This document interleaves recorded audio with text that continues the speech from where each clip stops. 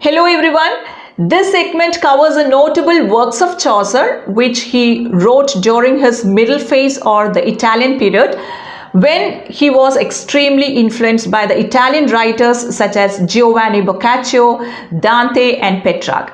Now first let's examine his work titled The House of Fame, which he wrote sometime between 1374 and 85. Now it's not easy to determine the exact year in which Chaucer wrote and published his work, so we can say that he wrote this work between 1374 and 85.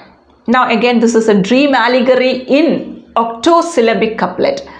Now if we take his earlier works, that is the works that he wrote during his French period, such as the Book of the Duchess, the Romance of the Rose, which is a translation of the old French poem. All of them were written in octosyllabic couplets, and Chaucer used this verse form, that is octosyllabic couplet, for the last time in his work The House of Fame. Now, as I mentioned, this poem is placed in the genre of dream allegory or dream vision, and according to which the narrator falls asleep and dreams, and he finds himself in a temple of glass in which the story of Dido and Aeneas depicted. And upon leaving this temple of glass, he is snatched and carried away by a talking eagle, and it eventually drops him next to the tower of ice on which the names of the famous people are carved, and most of the names are illegible. So this is how the poem goes, and you can see that this poem has a resemblance to Dante's Divine Comedy, and this is why it has been described as a parody of Dante's Divine Comedy. Now, next poem that we are going to discuss is the Parliament of Fowls. And this is also known as the Parliament of Birds or Assembly of Fowls. Now this is also a dream allegory, and it is written in Chaucerian stanza or rhyme royal. Now Chaucerian stanza or rhyme royal stanza, it's also known as rhyme royal stanza, is a 7-line stanza with a rhyme scheme AB, ABB, CC. Now why this stanza form is also known as rhyme royal stanza? It's because this is also used by King James I of Scotland in his work King is Square. Now King James I of Scotland was Chaucer's royal admirer. He was from a royal family. So this is why Chaucerian stanza is also known by the name rhyme royal stanza. So the Parliament of Fowls is a dream allegory written in Chaucerian or rhyme royal stanza, and this poem describes a group of birds which gather or assemble in the early spring of St. Valentine's Day to choose their mates for the year. So this poem is set on St. Valentine's Day. Now over to another major work, that is the translation of Consolation of Philosophy.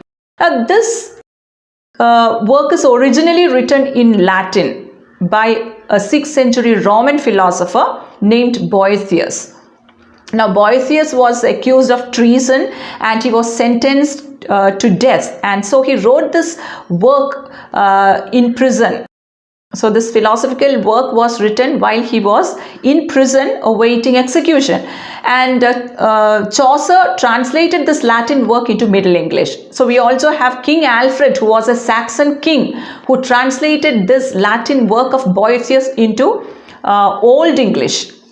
So King Alfred was a Saxon king and he translated this work into Old English. Chaucer translated this into Middle English. Queen Elizabeth translated this work into Elizabethan English, and we also have a French writer who is familiar to you, that is Jean de Meun, who translated this Latin work of Boethius into Old French. Now Jean de Meun is an author of Roman de la Rose, which Chaucer translated. So this is actually a collaborative work. Roman de la Rose is a collaborative work which is attributed to two authors, that is Guillaume Loris as well as Jean Demio. Now, next is an amazingly rich work of Chaucer titled Troilus and Criseyde, and this work is based on Boccaccio's narrative poem that is named Il Filastrato. And this work is also written in Chaucerian stanza. So Chaucer adopted the Chaucerian stanza form for the first time in his works, the Parliament of Fowls and Troilus and Criseyde. And this poem is set at the end of Trojan War. Now this poem centers on the affairs between two lovers, Troilus, who was a Trojan prince, and Criseyde. And as the poem develops, you can see that Criseyde leaves Troy and she takes another lover named Diomed, who was a Greek soldier. And here Troilus dies heroically fighting the Greeks. So this is a story of Troilus and Criseyde. And this narration is traditionally understood as a fickleness of female love and also a warning for all the male lovers. Now, regarding this genre or this literary convention of courtly love is, adopted throughout this poem. So this is a courtly love poem. So that's all about Troilus and Criseyde, which is a great work based on Boccaccio's narrative poem Il Filastrato, which is written in Chaucerian stanza. Next is a dream vision by Chaucer, that is a legend of good women, and Chaucer used or introduced heroic couplet in this work for the first time in English literature.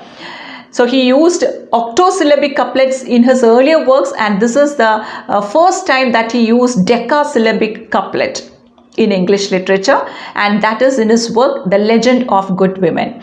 Now you can find that he has portrayed 9 mythological figures in this work. So this is also considered as a palinode or retraction to his previous works. So in his Troilus and Criseyde, he portrayed women as fickle-minded or unfaithful or wicked, and in this work you can find Chaucer describing women as faithful and virtuous, or the exemplary devotion of women towards men is portrayed in this work, The Legend of Good Women. So this is a dream vision which is written in heroic couplet. So these are the major works of Chaucer written during his Italian period: The House of Fame, The Parliament of Fowls, The Translation of Consolation of Philosophy, Troilus and Criseyde, and The Legend of Good Women. Thanks for watching.